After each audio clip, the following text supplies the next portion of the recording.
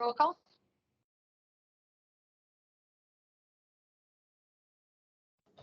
All right, so Dr. Bombard, Here. Dr. Broderick, Here. Dr. George, Here. Dr. Gerlin, Yep. Dr. Katz, Here. Dr. Mulvey, Dr. Pond, Here, I'm here, sorry. or Dr. Mulvey, gotcha. Dr. Pond, Here. Dr. Starr, Dr. Williams, Here. Dr. Richards, Patty Bashaw, and Tammy Charm. Here. Awesome. Okay. Cool. May I have a motion to approve the meeting minutes in a second? So we have 2 months to approve. We forgot to do it at the beginning of the last meeting. So we have Yes. May and August. Get better. I'll make the motion to approve them. I'll second. Excellent. Any discussion or additions or edits? Okay, all in favor? Actually, any opposed? To get this better. All right. That's Let's new docs for approval. The only one that's here is Madison Daly. So welcome, Madison. Just to keep you guys informed, Mike Durso is taking over or has taken over Champlain, Ellenburg, Rouse's Point, that group up there. And he has not had a chance to adjust to the meeting schedule. However, I have sent the meeting schedule to him, so hopefully he'll start showing up after he can like choreograph his work schedule. Eric Rogers is hopefully, reportedly anyway, taking over the Adirondack group. He's the new medical director at Adirondack Medical Center, Saranac Lake. And he and I have been talking on the phone quite a lot, and I think he's going to take over a bunch of agencies over there. So that'll be exciting. We'll have somebody to talk to over there. But again, figuring out the schedule. Madison Daly just finished a fellowship in EMS, and I'll let her introduce herself. But she is taking over the HealthNet branch that's over in Plattsburgh. And also EMT of CVPH, so which is going to be sort of a merged entity as far as I understand it. So Madison, do you want to introduce yourself and we'll talk about you? Yeah, thanks, Tiff. Hi there, guys. Sorry, my camera is not working. I was literally just on Teams before, and now it is being fussy. But yeah, I am from Saratoga Springs, Albany area originally. I did my residency in Vermont, was down in North Carolina for a year doing fellowship, and now I'm thankfully back in the area. And yeah, I am mostly over at CVPH, working with EMT of CVPH, as well as some of the other agencies around there. And I'll be working at CVPH and Alice Hyde. So I'm very excited to start.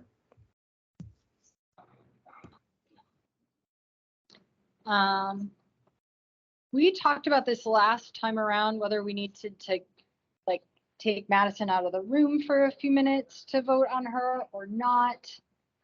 I don't feel strongly one way or the other. Does anybody have any strong preference?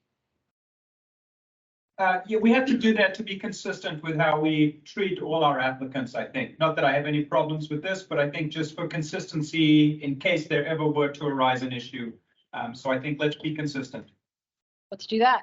Madison, we need to have you come back off of Teams for, give us like 5 or 6 minutes and then come back. Sounds good. Great. I'll text Maddie when she come back. Perfect. Thanks, Doug. Good. Zach or John, do you want to just share her CV just in case, because I don't know that it got pushed out to everybody If you just want to just throw it on your screen and share it, that would be lovely. Pulling it up. Great, thank you.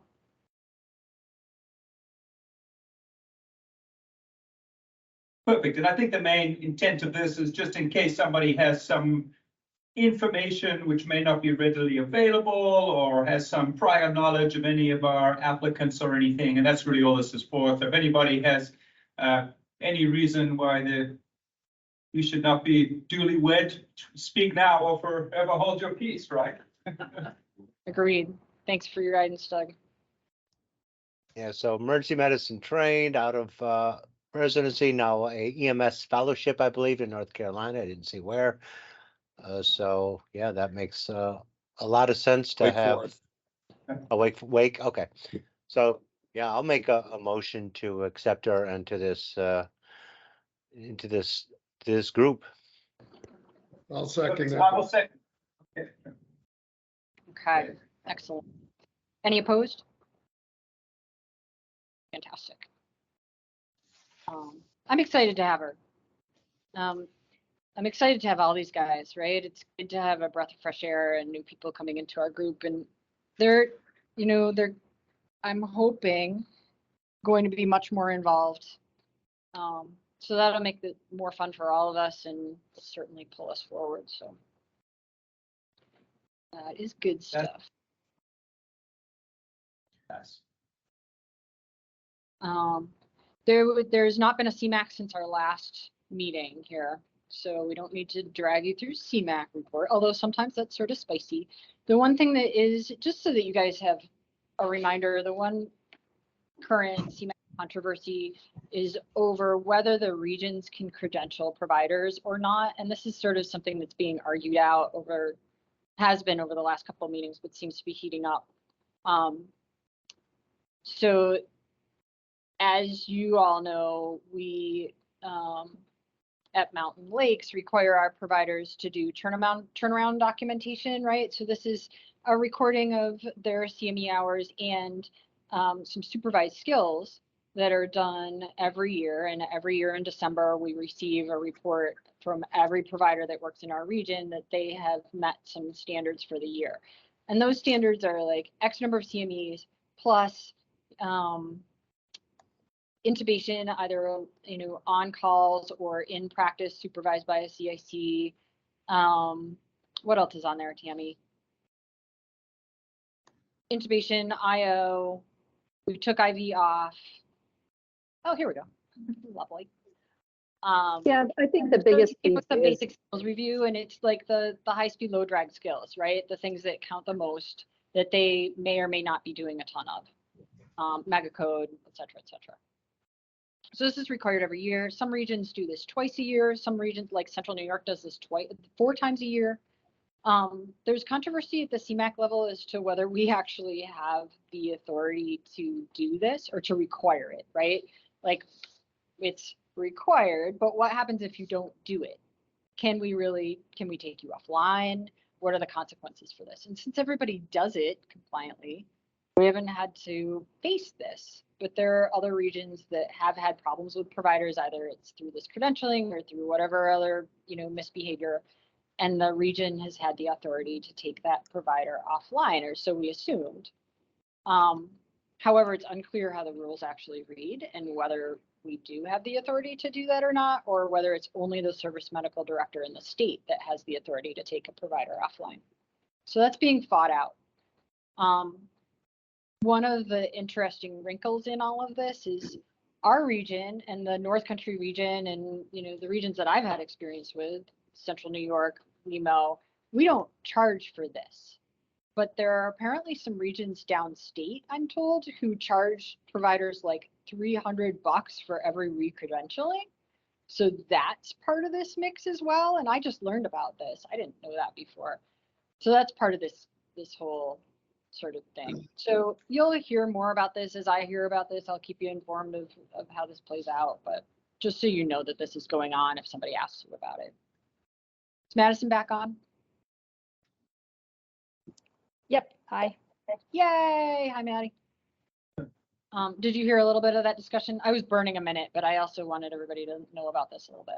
No, I just got that physicians are charging for each skill to Yeah, recredential.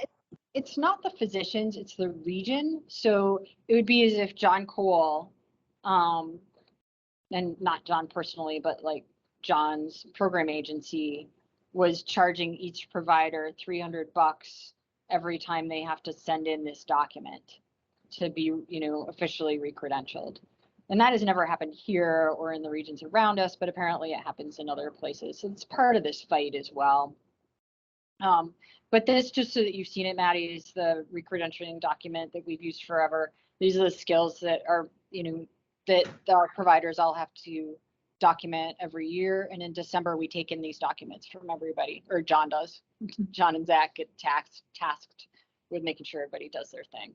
But you'll be And asked. Dr. Bombard, we have taken people offline in the region before for not having completed their required skills and this performance evaluation. It doesn't happen very often. Usually we can push an extension and get people, recredentialed quickly. But it has happened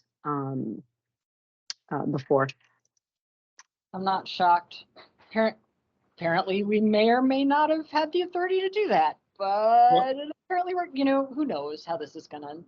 Well, interestingly, our bylaws actually say setting standards for credentialing of advanced EMTs. And I think that's probably true of all the regions, but whether we actually have the authority under the law to do that or not is what's being battled. And I know this is recorded, so I don't really care that I'm saying it regardless. It seems that the Bureau has kind of lawyer shopped to get the opinion that they want legally on this, because they don't want the regions to have this ability. Where if you read Article 30 of Public Health Law that references the REMACs, it states pretty clearly that the REMACs are responsible for the advanced level of care in the regions. So it's a lawyer's interpretation. And I like to say everyone's entitled to their own wrong opinion. There are pluses and minuses to us having that control. The plus is, it's the 20,000-foot view, right? Like if we have a provider that's working in several agencies, but they're a problem in one agency, having the region be an authority of some sort helps us sort that out, right? Because if I'm the medical director for the agency that the providers had a problem in, and Laura is the medical director at another agency that they've not had a problem in, and we don't talk, we do talk. But if we didn't talk, right, we wouldn't be able to communicate that. We don't have somebody with sort of an overview. So I don't know. We'll see. The state has started a work group on it at the STEMSCO level to try to work through figuring it all out and supposedly finding a way that we can continue to do credentialing and what that will look like moving forward. My recommendation, and it's the same thing that the North Country has done, is they're just moving forward business as usual until someone comes along and tells them flat out in black and white that they can't do it. Right. I like our recredentialing, actually. I think it's very helpful. And I don't know that they're looking to get rid of that. They're just looking for, to strip away our authority to say, yes, you're online, no, you're not. And I don't think, it doesn't matter what I think. Let's move along to the program agency report, unless anybody has questions about this. Doug. Real quick, just that or designee, because we've been working on this form with ENT of CPH. Does that include our educators and clinical coordinators as well? Could sign off on these things, because we've been told different things. Tammy, go. I see Tammy, she's like prime. Go, Tammy, go. He's gonna pop. So historically speaking, I don't know how legit this is, but historically speaking, any educator that sits in a clinical education role, whether it be EMS or the hospital, has had a signature. And then what ends up happening is that you have your medical director, sign the form. So it makes it all legit. So if I do a skill, if I perform a skill and, somebody at the hospital signs off when we used to have to record all our IVs and stuff, then the medical director's signature or your CIC or lab instructor's signature verifies that that's an appropriate person to sign off. I don't know how true that is in all other areas, but that's been our practice. I think that's true everywhere. And the key there obviously is that you as a medical director know that educator well enough to trust them. Right. So our form currently reads 12 hours of CMEs. They don't have to submit the certificate copies, but they must be maintained on file at the primary agency. And then for skill wise, in-field skills performed are allowed. So they have to document the PCR number and the agency name. Or then for non-field skills performed, it says record the printed names and signatures from a CIC, CLI, medical director, or his or her designee. So it kind of leaves it up to the medical director. And then also on the form, the provider has to sign, and then the agency chief or captain has to sign kind of the overall form. So there's a couple levels to it there. Yeah, that's how we read it. We just got some mixed information, so I figured this was the best group to triple clarify that we understood it, how it was written. So thank you. Perfect. Okay. Program agency report, you're up. You see that? Yes. Okay. So, new policies, for hospitals is 2311. It's a provisional trauma center designation process, just spelling out the process that facilities will have to go through for their provisional statuses to get trauma designated. They're continuing to work on the updated EPCR policies of 1202 and 1203. They're just melding them into one. And then they're gonna turn it into regulation because a policy is not enforceable if it isn't in regulation. There's no regulation to back it up. So currently the state is saying they want charts in a 4-hour window. Well, if it was ever challenged, there's nothing to back it up. It's just their arbitrary number that they want. By putting it into regulation, they'll be able to actually enforce that window.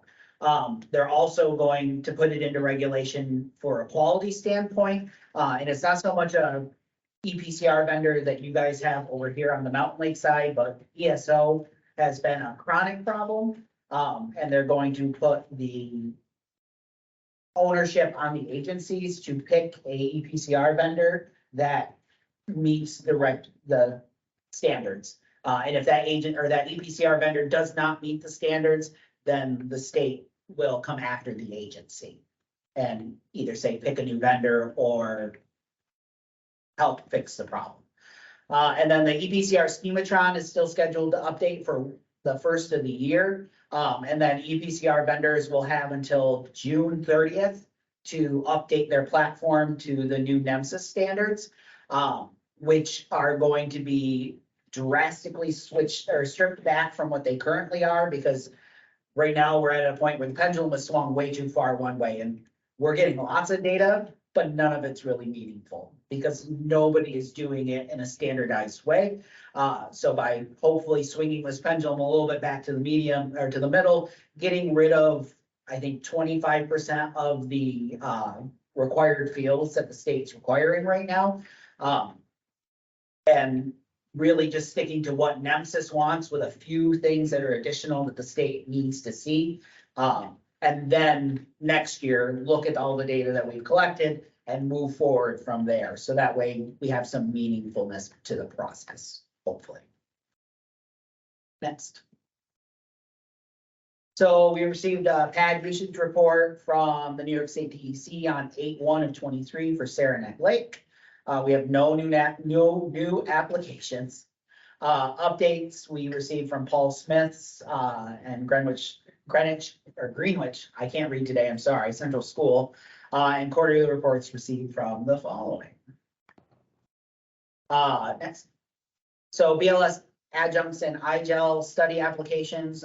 No new applications were received, but just a reminder that if an agency wants to participate in it, they have to have medical director sign off, and then it has to come to our office for approval. And then we send it back to the agency for them to submit to Hudson Valley. Somewhere that wires got crossed with an agency on that, and they were starting to participate, having not sent anything back to Hudson Valley. That's all been fixed and everything's good. It just was not a fun email to get of why that for these people doing this. Next. Oh, are you there? Okay, sorry. Training and education, so learning management system. People can still register for it. We're working on adding new material to that on a regular basis. It does automatically link with the state's learning management system, so please have your provider sign up for it. It's a really great opportunity for them. And then Spring Fling 24 is going to be April 11th, 12th, and 13th in Alex Bay. And they are currently looking for speakers and presenters. So if anybody has anything they'd like to talk about, please reach out to me. Next. So course sponsors, I'd probably help if I switch to the next slide too. So upcoming classes, the Clinton Community College class is currently running. North Country Community College is currently running as well. And UVM, Elizabethtown, their AEMT originals will start on 1/5/24. Their paramedic will start 1/5/24 as well. My bet is the paramedic is gonna start like 117 or 124. It's not the 5th. Okay. But I can talk to that later. Agency updates, so agency ALS operating authority renewals. These two agencies were extended last meeting and their paperwork has been received now. So St. Regis Falls Ambulance and Newcomb, Town of Newcomb Volunteer Fire Department. So would we want to do this as a separate vote or do it all together? Those two can be one, and then Bolton and Warrensburg can be another two, because they were different ones. So yeah, St. Regis Falls and Newcomb, we do have all of their paperwork from, they were 3-month extensions, just because we didn't have all of their paperwork at the last meeting. And it's really only been 2 months and they were able to get us the paperwork. So both of those should be all set, able to go for now. They're 2-year, but not really 2-year because they got the extension, so it'll be 2 years still in line with their state renewals for St. Regis and Newcomb. And that can be opposed. Remind me, who are the medical directors for those agencies? Dr. Katz, I believe, has Newcomb, and it looks like, Dr. Nosilla is listed as St. Regis Falls, but I believe that it was gonna be going over to Dr. Durso. I think he was gonna take over St. Regis Falls. Okay, I'll ask him. That would be great. Are they ALS? They are ALS. That was a stupid question. My apologies. Yes, they are, and so Dr. Nosilla did sign the St. Regis Falls forms. He's just, What's I the, think- what's the date on those forms? give me 1 second, I can pull that up. Because I didn't even know Nosilla was in the area anymore. We haven't seen him in years. Oh, he signed it August 30th, 2023, it looks like. So so basically the week after our last meeting, he signed the paperwork. Okay, well, And so we have their certificate renewal, all their state paperwork here too, their insurance paperwork. And so their renewal would be up, it looks like it would be May of 2025. But not a full 2 years, because we did the extension. And here's their schedules. I think I know where Mike's going with this, and I am too. Can you send St. Regis Falls an email notifying them that Dr. Nosilla has not been to a REMAC meeting in, I don't know, Mike, 3 years, 4 years? well, I think that somebody should go back in the minutes and find out the last time he was here. And the same thing for Saranac Lake Voluntary, Saranac Lake Ambulance and Tupper Lake Ambulance and all the rest of them. Actually, that's a good point. Because their current medical director isn't even on our REMAC because she's never made a meeting. And if I have to get off at 3 o'clock, but I'm going to tell you, if you look at our bylaws that were sent out, I think it's very clear, and, you know, I'm sure this could be open to interpretation, but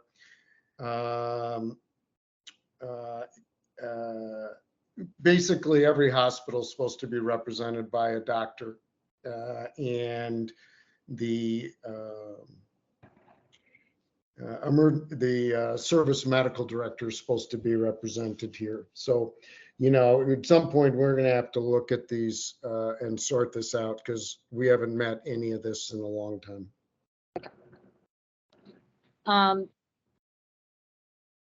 John and Zach, would you send the bylaws to everybody that's currently on the REMAC, and we can all have a look in between this meeting and next? And we're coming out of it. They sent them out. We got them from the last meeting. I'm Okay. looking at. I don't remember those coming into my email, so I will look for them again.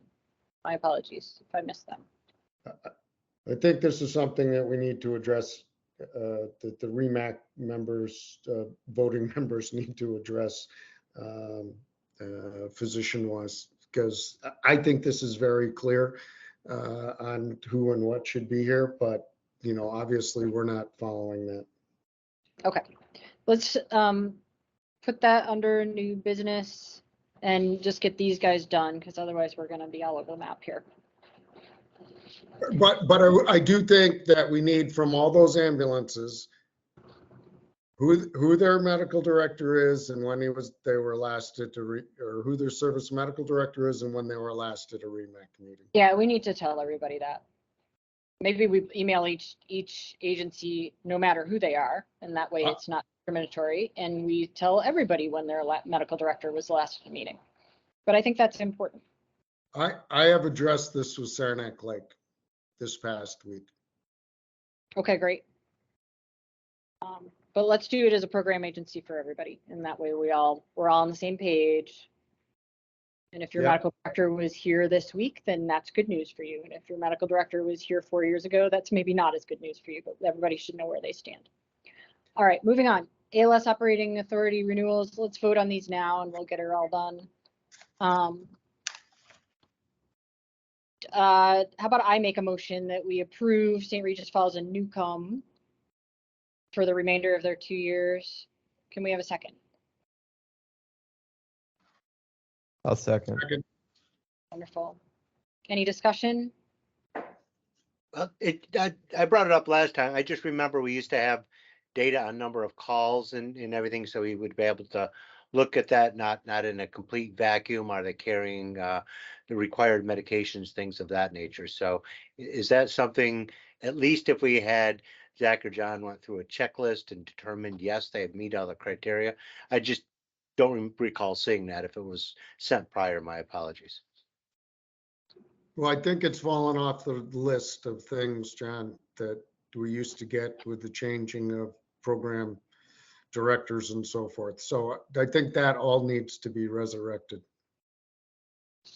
Right. I would agree. I've been looking at this for some of my agencies, but it'd be really helpful to know, what percentage of first calls are dropping or how much mutual aid they're providing, or just some sort of metric to kind of understand how they're really doing with their coverage. We used to get that, how many, what their response times were, et cetera. That should all be there. We should see that before the meeting. Yeah, we can start doing that. That's no problem. Most of that we can pull right from their PCR system. So, and the other stuff, we'll just reach out to the county coordinators and see if we can get it from them. Scratch rates, because that's not really something that shows up in the PCRs, but there's no reason why we can't get it. What stuff do you guys want? We've got number of calls done, number of calls dropped. I'm just making a list and then I'll send it over to John and Zach just so we've got it. Time from call to being in, at the location. Yeah. ALS coverage, if they're going to be an LA agency, what percentage they're doing that. This is all the same stuff we did for years. It's just stopped over the last year. I wonder if this was all in the, like spit out of people's brains and never got written down to be done. Yeah, I've been here for like 4 years and 4 or 5 years, and I don't remember seeing it on any of the renewals. So it's been a while since it's been there. Okay. Well, Calls it'll done, come back. ALS coverage, and what do we want, like called out a shoot time? Yeah, time from call to wheels rolling, or time to dispatch, or not dispatch, but So dispatch to out a shoot.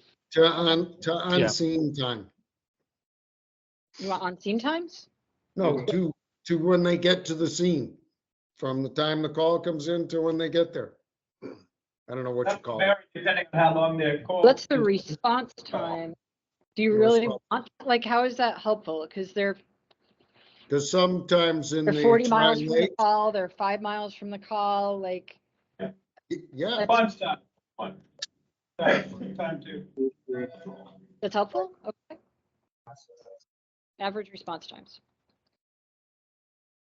Just be sure that however that gets sent out, that's very clear, because there's a lot of different terms that are used for that. This is like a common thing in the literature about who is, like, what's response times versus dispatch time versus notification time. So whatever we're asking for, just also define whatever that term is, so people are totally clear as to what it is. I think we all think of it as response time, but different places call it a different thing. Yeah, do you guys want like dispatch to on scene? Is that what you want? Or do you want like from responding to time on scene? Well, if we could pull the data from their EMR, I think to your point, I mean, you could have a 45-minute drive, maybe not that long, but a long drive. So, Right. so That's getting why I'm out the not gate, sure, like, how does that getting help? out the gate's important. But I think just looking at the data, and then ideally, if the medical director could speak to it, that would be a nicety, if you will, if there's any things that would say, okay, the drive times are particularly long for this particular area, and therefore we're out. The thing we can control, getting a crew and getting out, this is what we do well, and there's a lot of variables after that. That just helps color the picture. I guess as we renew these, we're doing it in a complete vacuum. And that's what we're just trying to avoid in some form or fashion. So what's the staffing? What's their ALS? What are they getting out? How much mutual aid they have? That will usually give you a sense of an agency in distress, if you will. And that in some ways would be the idea that REMAC, can we support through other ways that particular agency? It's not always a stick. It could be helping to support them in some ways as well. So I've got calls done, calls dropped, ALS coverage percentage, called out a shoot time, average response time. Anything else anybody wants? No, but just out of curiosity, I don't know. I used to be the chair, and I thought we kept notes. Did they go anywhere? Is there any repository the state keeps, or is that a little bit silly to think that exists? I don't think the That- state keeps it. The program that is- agencies keep that. And that I have is my what- own. That is where all our rules are, that we can't remember, that should be brought up when we talk about this instead of making a new one.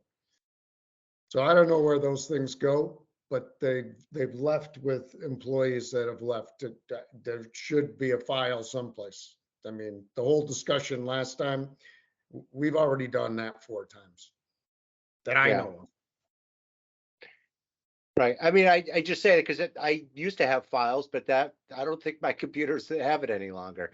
But when you hand it over to an agency, you would think somehow they have something that they would keep, and then subsequently they would pass to the next one, but apparently not. So if we have to reinvent it again, it's not that hard. But to Mike's point, we have done this before, and we used to do it on a routine basis, frankly. It was pretty standard, and people got used to submitting the data, which was good. It was a good exercise to have.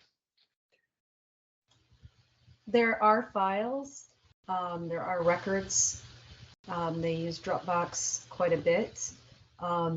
They're very laden with information, and every person has had a different filing system. So anything that was saved or salvaged electronically would be in the Dropbox. but from personal experience, our G drive, I don't know if you all have your drives at your hospital that are technically confusing. Those are easy compared to this Dropbox account with all of these years worth of files. So I'm not saying that it's not there, but it could be there. And Zach, you do have access to the Dropbox still, correct? Yeah, at one point we had taken, pretty much copied everything from the Dropbox over to our files when we first switched over. So I can look through and try to see what we have for old meeting minutes, because we should have quite a few years back at least. Yeah, This is a public meeting. This has to have minutes of it that are kept, because that's how this works. That stuff needs to get resurrected, and all our rules from the past need to get resurrected. Otherwise, we're wasting our time.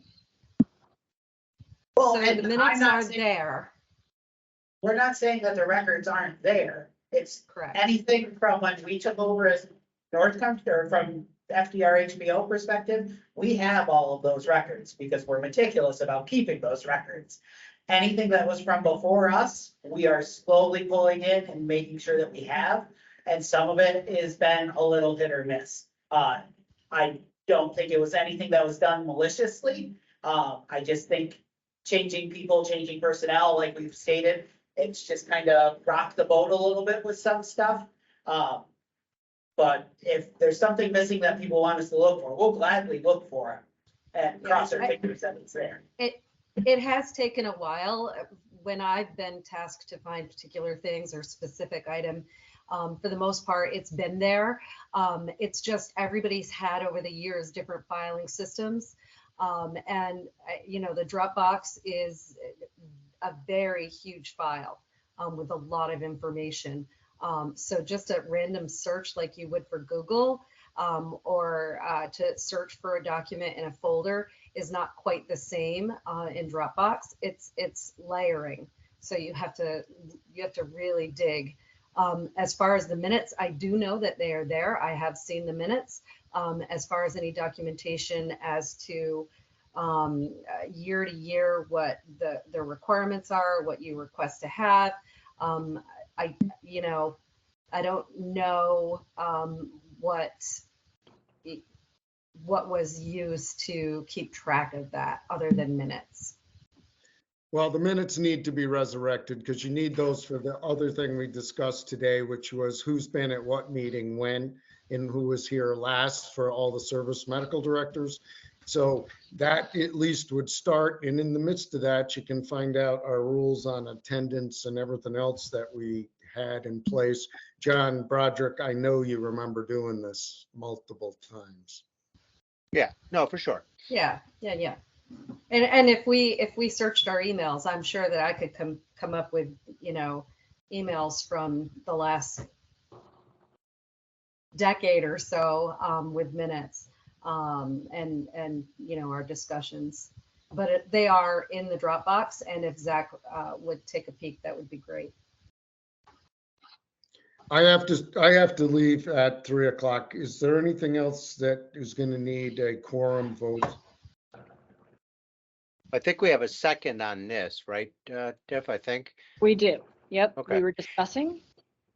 And I'm certainly fine moving forward. I would just ask that maybe we can get the data after, if at all possible. It'd just be interesting to look at. We can't really not vote on these, but we don't have it. But going forward and maybe in retrospect to look at this would be helpful. So if you want to take a vote, I think we can move forward. Awesome. And thank you for saying something about that, John. Like, I personally don't have a lot of value in that data. I didn't ask for it to go away. I think it just sort of melted away. But I'm one person, right? And if you guys think that data is valuable, then I think that data is valuable. Just because my personal opinion is different doesn't mean anything. So thank you for saying something, because I probably wouldn't have, just because we're all different. All right, so cool. So we'll do that from now on. And any opposed to approving Newcomb and St. Regis Falls? Okay, motion passes. Bolton and Warrensburg, anything to tell us about them, Tom? Not from my end. Everything looks well. They're well run. Happy with what they're doing. I will make a motion to approve Bolton and Warrensburg for 2 years. Do we have a second? I'll second. Second, Any discussion? Any opposed? Okay. Paul Smith Gabriel's, Dr. Brian, who we've never seen at this meeting, has them. I have no input. Is any alarm bells at all from the program agency about these guys? And I guess, you know, this, to your point, is where we could use that data, right? Like, we have no one to even speak for them. so I think this is simple. We just say no to this until they have a medical director that we actually know who it is and is going to show up at the meetings. Because the reality of this is that the medical director should be saying, this agency's doing quality assurance and doing what I want and doing all the rest of it. We're just approving these things. We don't even know who the service medical director of this organization is. Agreed. Probably at the very least, the medical director needs to be present at the meeting in which we're going through the renewal of these agencies. This is what we always did. You could not get approved without the service medical director at the meeting. So I'm just going to make the motion that this gets put on hold until we have a service medical director that is represented at REMAC and can approve this agency. I second that. I mean, I couldn't agree with Mike more. You know, it makes us a Mickey Mouse committee if we're just rubber stamping everything and having no accountability. So completely agree.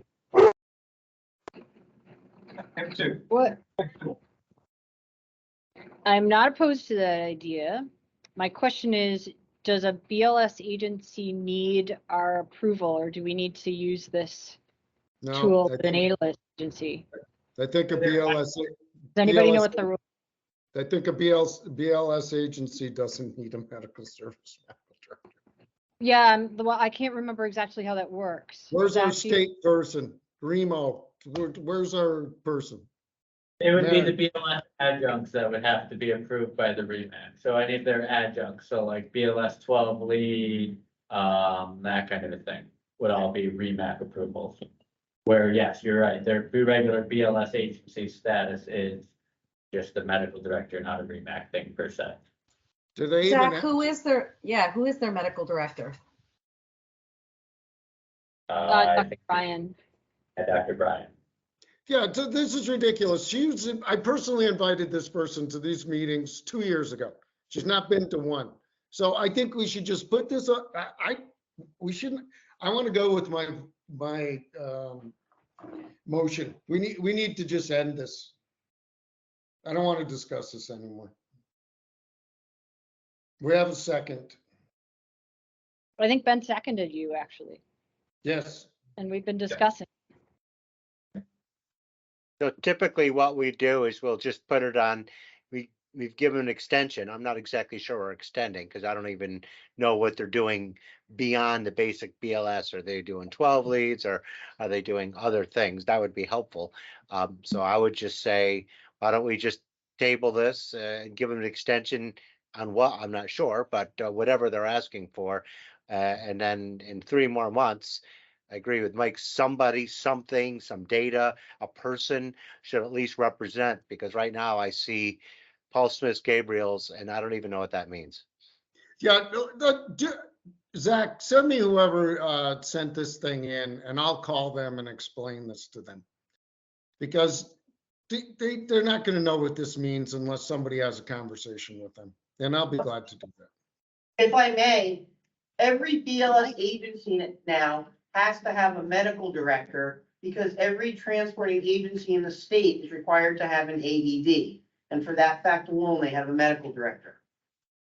Are you gonna have every, are you gonna They're have, not a transport agency. They're a first response agency. okay.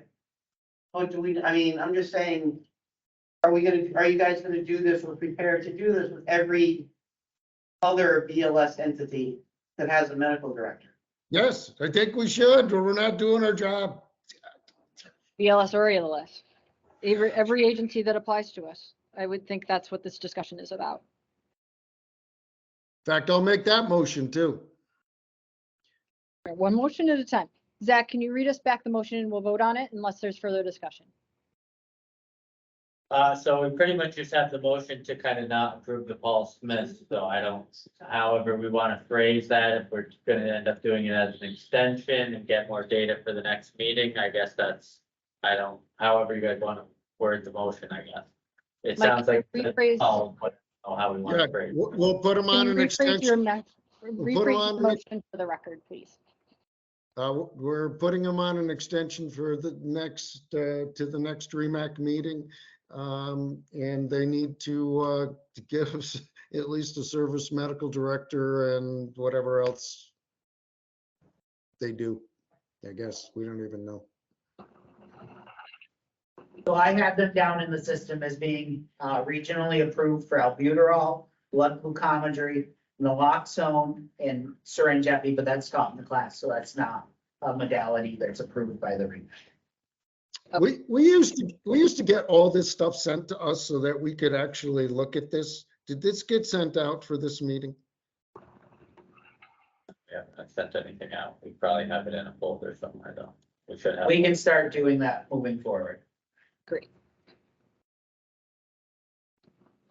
So the motion is that we table Paul Smith Gabriel's fire department approval until the next meeting, pending their medical director showing a medical director attendance of the meeting. Are you getting this, Zach?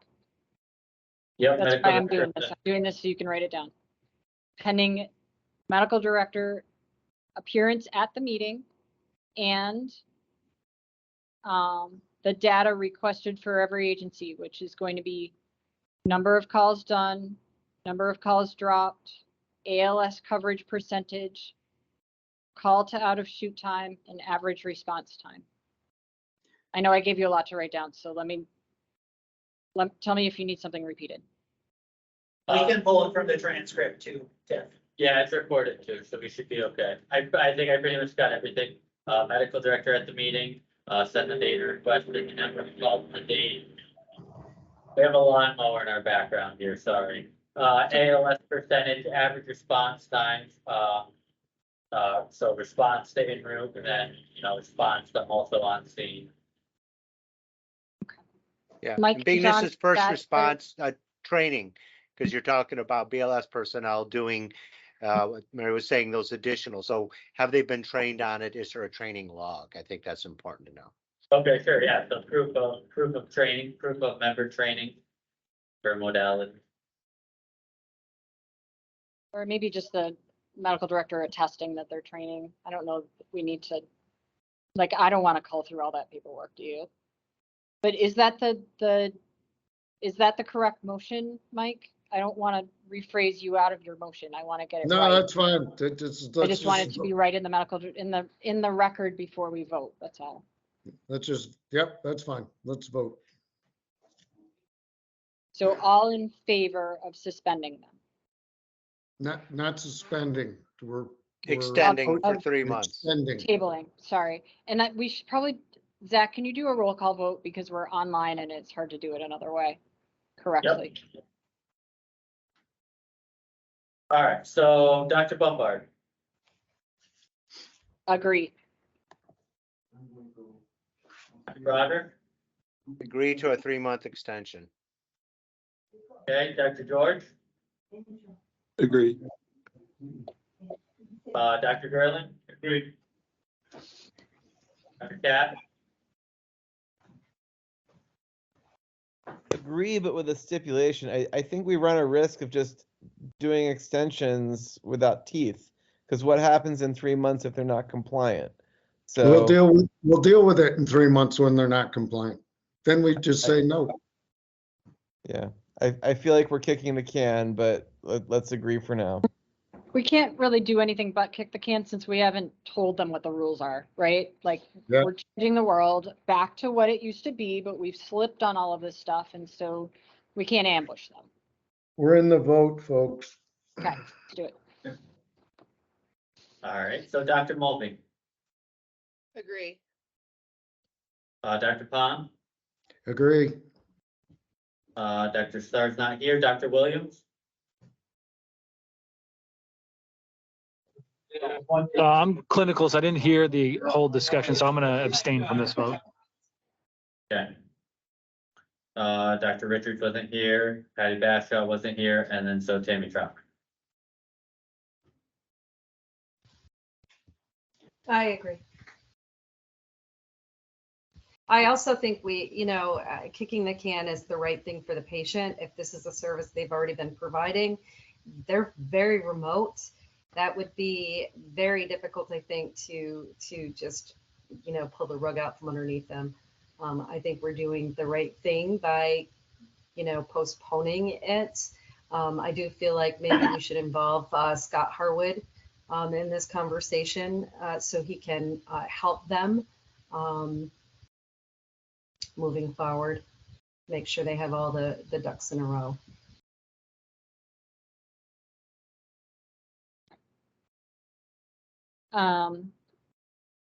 I can call Scott and bring him up to date, and Mike, you're gonna call somebody at Paul Smith Gabriel's.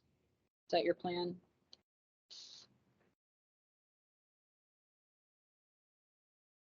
He may be dropped, but yeah, he was going to, if we have a name and a number, contact of the service medical director, for Paul Smith's, he was going to get them up to speed on what our history is and what the ask is.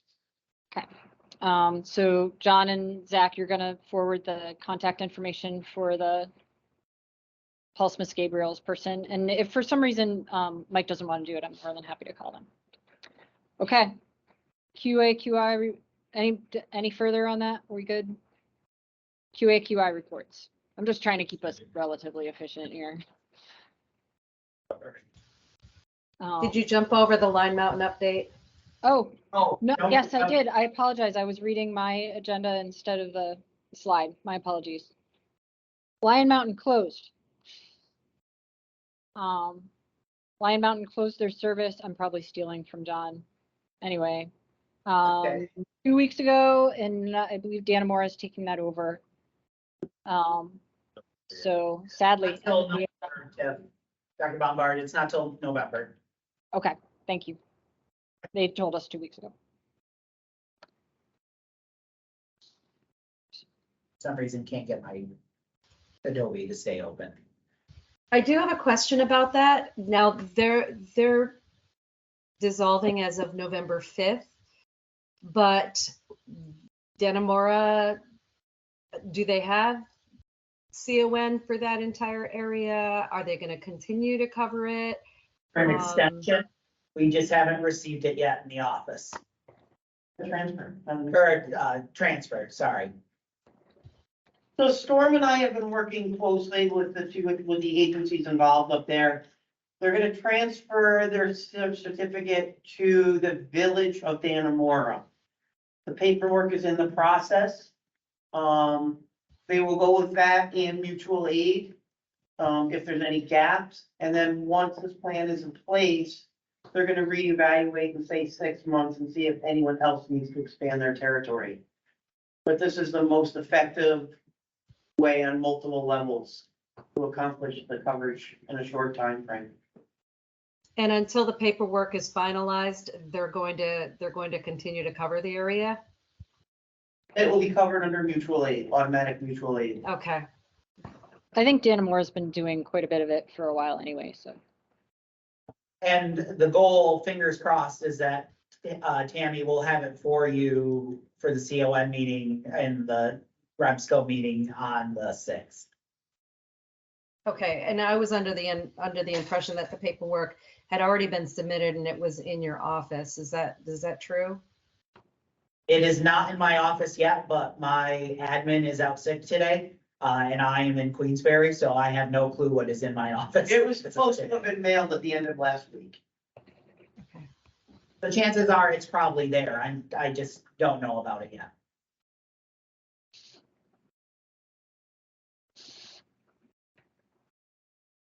All right. I think we're at the end of the agency updates. I just stole them. Yep, anybody have any questions for me? It's nice to be in Queensberry. It was a beautiful drive over this morning and there was no snow, so I was happy.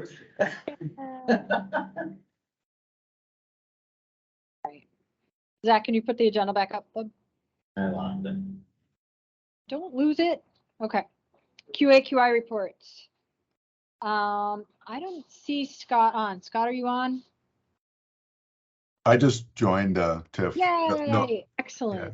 sorry, I was running late. No update from LSI. We're gonna regroup with you, likely. Yes, me. So, I've taken over the agencies that Dr. St. Jean was medical director for. So there's a bunch of them up in the Malone area. Supposedly I'm going to get some help, so we may have another couple of folks on the REMAC coming soon to take over some of those agencies. So it's not all me just signing stuff, and it's actually a bunch of us doing medical direction. So more to come on that, but Scott's gonna hook me into the QA meetings soon, and we'll figure all of that out. Right, Scott? Sounds great. Looking forward to it. Awesome. I didn't see you, Robbie. Storm, are you on by any chance? Clinton County, no. Anybody from ECH? Maybe quick here. I'm here, Tiff. Hi. Oh, Hey. sorry, Laura, I saw you there. So we're in the process of revamping QA/QI through ECH. Patty Bashaw and Lisa Fish are going to be working more closely with the agencies within that group to bring things up to speed. We're really focusing right now on more timely documentation of calls and PCRs and all that. So that's where we're at, and more to come. Glens Falls. I don't know if Tom is on, but there's not much to report at this end, but normal service will be resuming imminently now that he's back from his unscheduled sabbatical. Yay, Tom. Okay. North Country.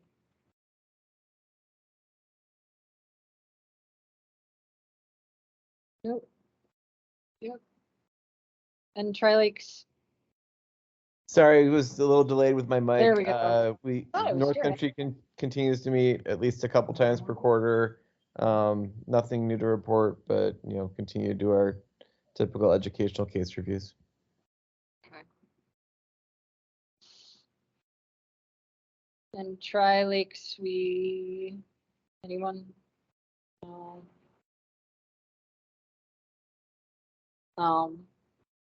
I was really hoping that we would have our Eric Rogers finally, but no. All right. I don't see education reports on our agenda. How did that fall off? And I'm sorry I missed it when I read this before.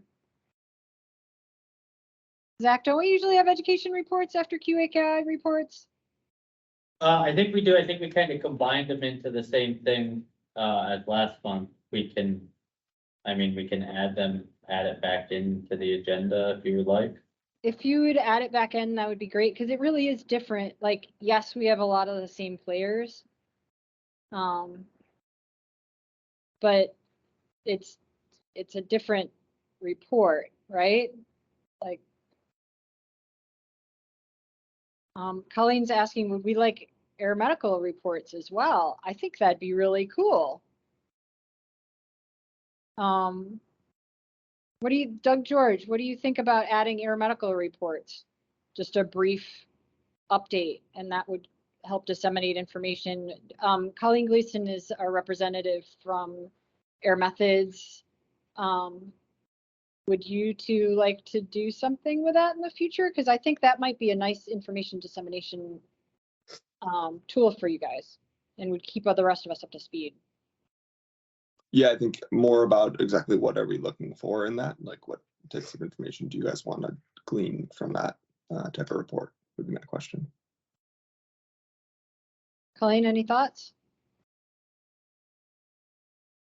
Excuse me. So typically what I can do is I can run individual county reports to give you a comparison based off of 2022 to 2023. So it would be the prior year. I can also run hospitals within the counties if you would like that also, when it comes to how many requests and transports we have for, like I said, each quarter. So currently what I've run is quarterly reports for Franklin, Warren, Clinton, Essex, Washington counties. But I can also integrate hospitals, but that's up to you. Is that anything somebody would find helpful?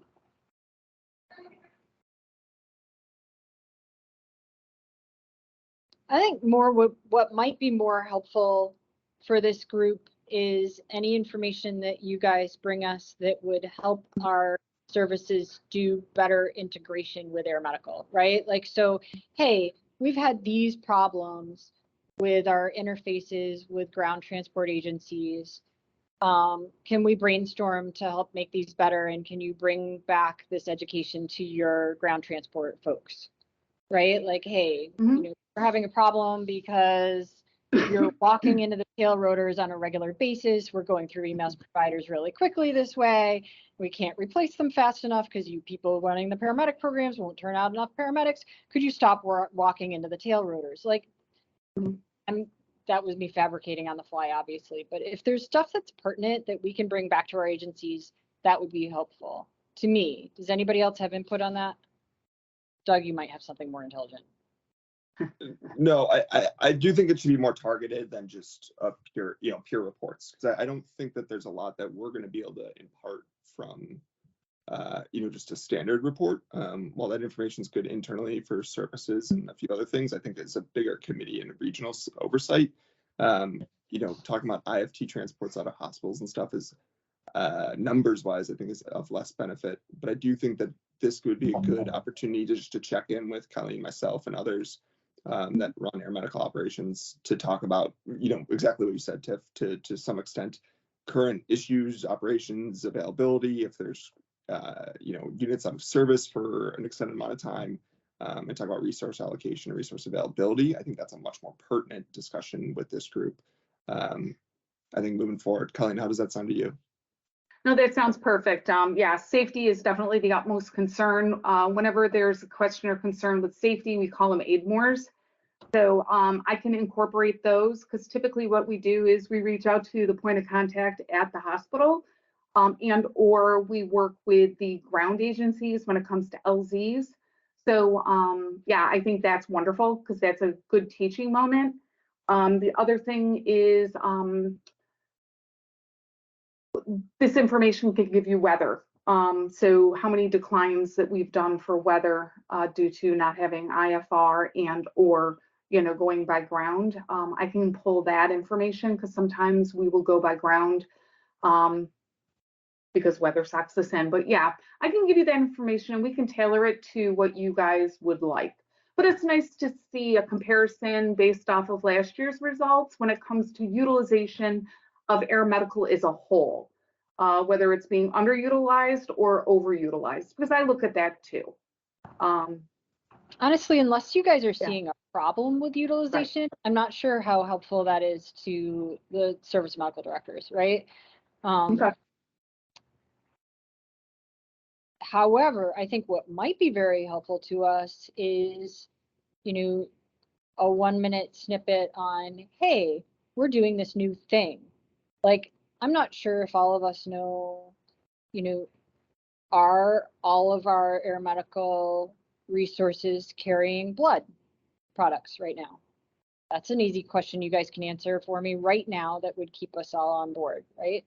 Doug's shaking his yes. Yes, you are carrying. Yeah. What are you carrying, Doug? We're carrying, I'm sorry. But, go for it, Colleen. We're carrying FFP and platelets, platelets, and oh my gosh, I just lost it. You put me on the spot. Andrew, kick in. You're carrying how much packed red cells? Colleen? 2 units. 2 units. How much? And how much? Hi, everybody. This is Andrew out of the Ticonderoga base. Go, One. Andrew. Take it away. bud. So we have on all of our aircraft, we have 2 units of packed red blood cells and 1 unit of plasma. There may be occasional times if we use that blood product that we don't have it at our base to take on flight with us. But typically the Red Cross will restock a base within 12 to 24 hours at most. Okay. And Doug, what have you? Thanks, Andrew. Yep.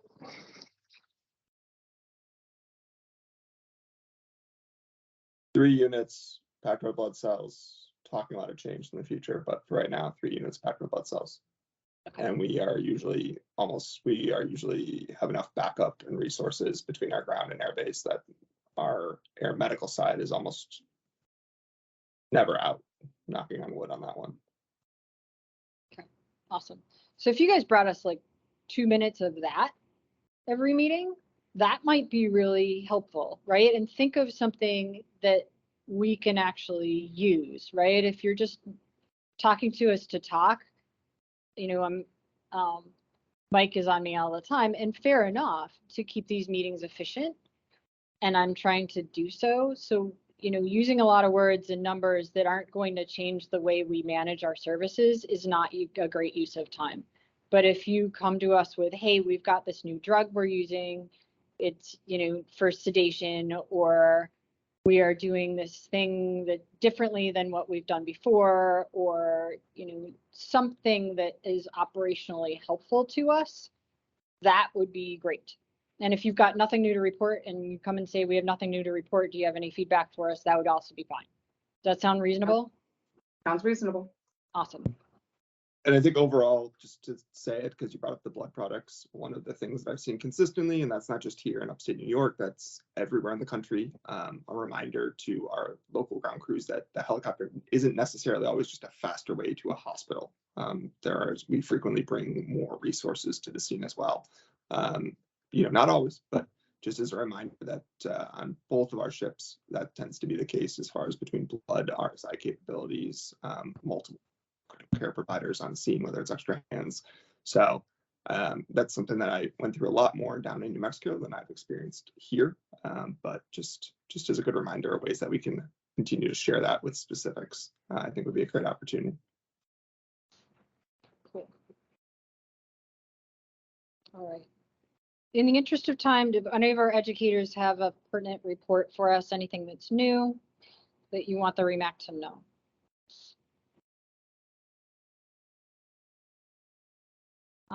I will give you one thing from the ECH paramedic program, and that is that we continue to search for a new director.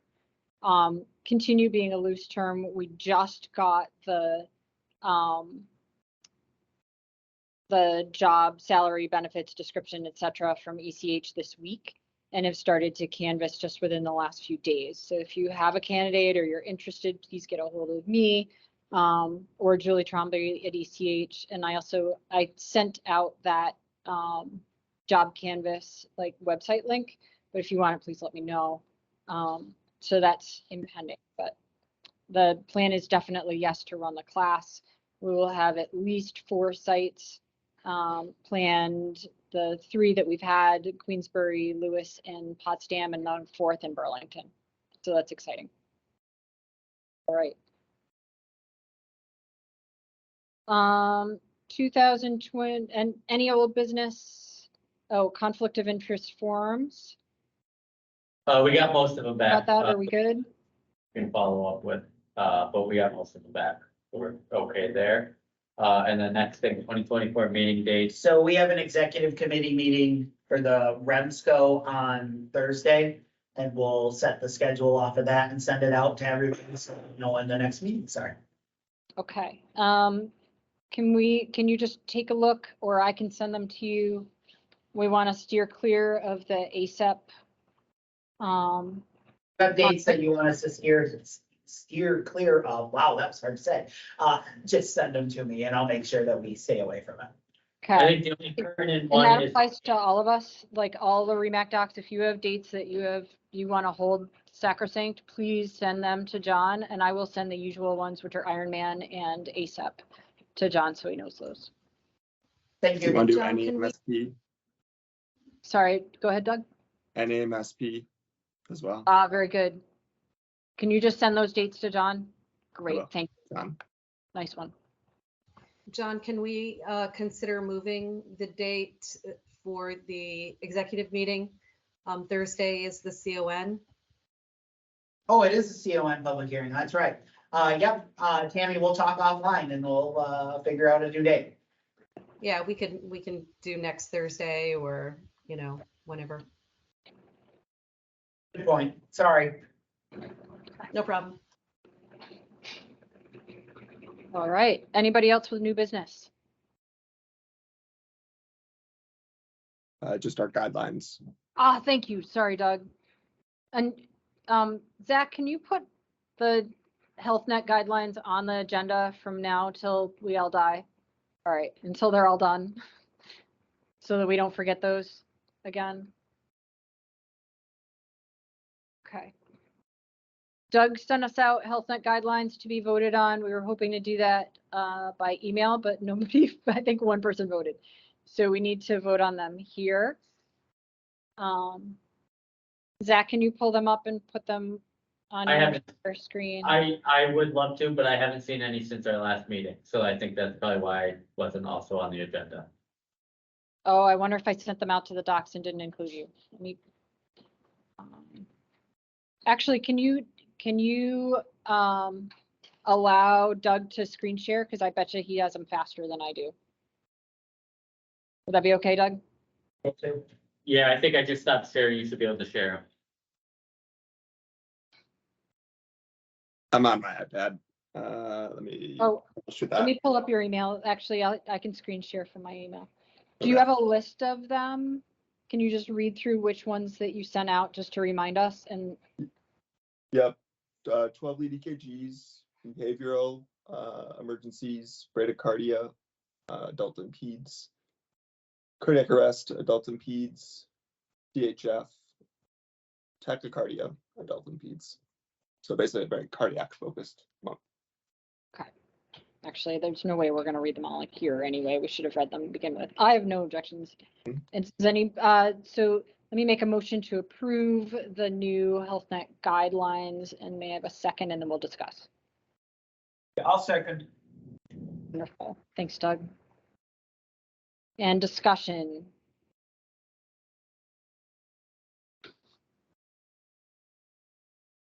No discussion. Okay. I'll be transparent on the behavioral one. So the current state guideline in New York is, I believe it's a max of 250 milligrams of ketamine is the max IM dose. That sorely underestimates what one would consider the norm of 4 milligrams per kilogram, up to 500 frequently, or up to 400, depending on which guideline you look at. So we are going with what the best practices are, well established, and that. So that is different than the state guideline. I want to be forthcoming of that, and in case people didn't pick up on that nuanced difference. I do have no idea why the state of New York sets it at 250. I think we're setting up folks to be put into a not fun place by doing that.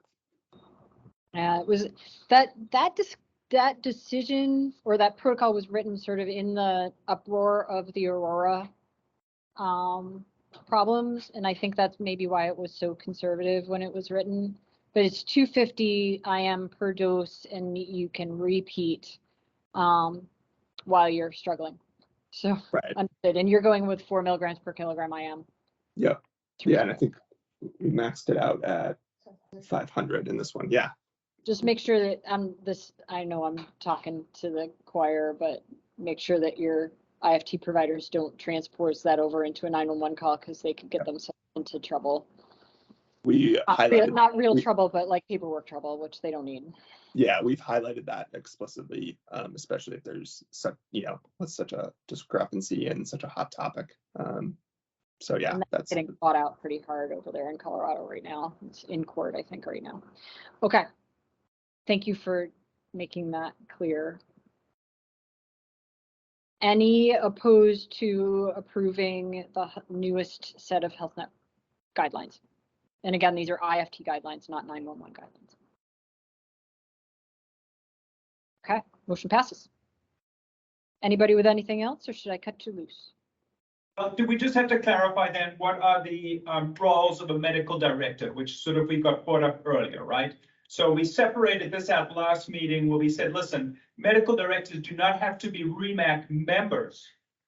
And that's where we stood. But now, as we're coming forward and saying, listen, so what is the responsibility of the medical director? And it sounds like roughly we were saying, hey, listen, they need to be present for this time when the agency comes up for reapplication, right?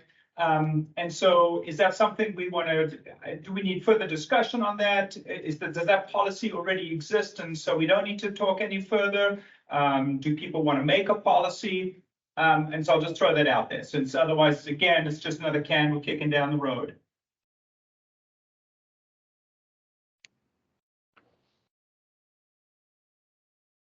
Anyone?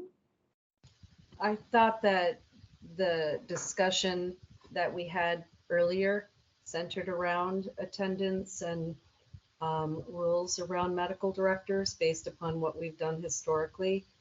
And we were going to look at the files to see what we had voted on. Is that everybody else's understanding? So historically, right, every medical director in our region, we had said had to be REMAC. Right now, we changed that in the last meeting, and that was all part of the result, with relation to getting a quorum. So we decided at the last meeting, a medical director does not have to be a REMAC member. So they don't have to have a specific attendance to this meeting. So that part's moot, So really for our medical directors then who are not REMAC members, what are we deciding is their responsibility to the REMAC? Are we happy then with them just having the 5 every 2 years they come and in person have their say or let us know how their agency's doing at the time of renewal? Is that a reasonable expectation, or do they need more, or do they need less? So I think the issue becomes the accountability for skills and QI. So, part of the role of the medical director isn't just signing a form every 2 years, it's ensuring the quality care of the agency.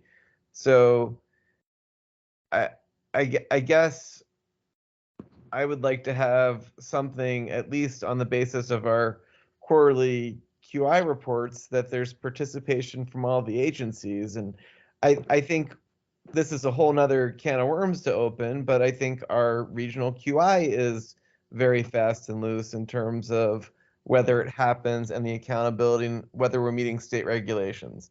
So, I think the two are intertwined but separate issues, but the medical director should be the backstop for that. And if we're not holding the medical directors accountable to say that, yes, I have participated in and overseen QI, then what are we doing with our agencies?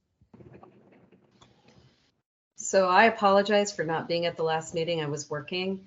I did not realize that you had moved in that direction to not hold the medical directors to attendance. So I guess my question would be, how do they know what changes are made and what the current standards are and, the regulations from the state? How are they being informed if they're not attending REMACs?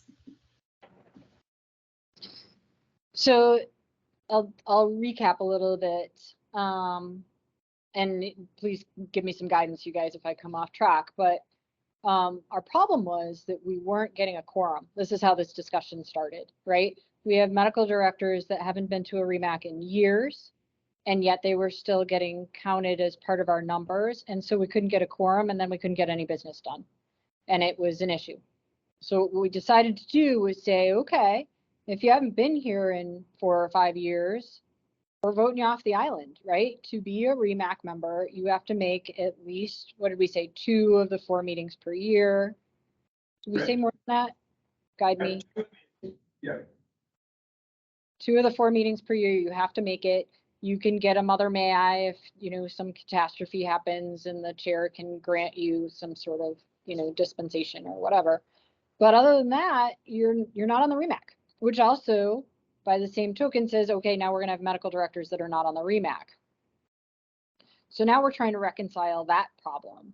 But you know, at the end of the day, whether they're on the REMAC or they're not on the REMAC, they still weren't getting any of this information, you know, because they weren't showing up. So does it matter if they're a member or not? They're still not showing up and they're still not informed, and that's still, you know, so putting them on the REMAC wasn't solving the communication problem. But taking them off the REMAC allows us to get our business done. So that's what we did. So now we're trying to sort out, like, how do we handle that, right? And how do we do better business? Do we make these people show up when their agency is coming for approval by the REMAC? Do they have to make a special guest appearance whether they're on the REMAC or not? Or do we just approve these agencies? And that's what we're talking about right now. That's what Doug brought up, which is important. And we don't have a decision because this is new ground.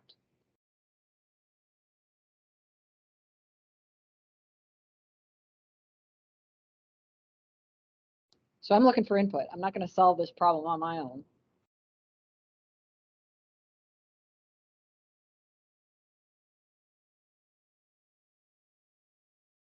John, Tom, do you have thoughts?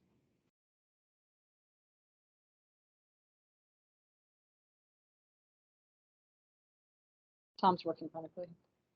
Tom's working, so they may have left, but, you know, and maybe we don't need to have a resolution to this today. But I think exactly as you're saying, these are important points that we need to ponder and determine, you know, what our future is going to look like. What is our expectation of medical directors going forward? And maybe these are thoughts we can think about for the next meeting, so we can start structuring this. And so I guess, you know, yes, the point right now then was just for discussional purposes. Zach, can you put that discussion on the next agenda for us so we don't lose ourselves again? Lovely. Thank you, Doug.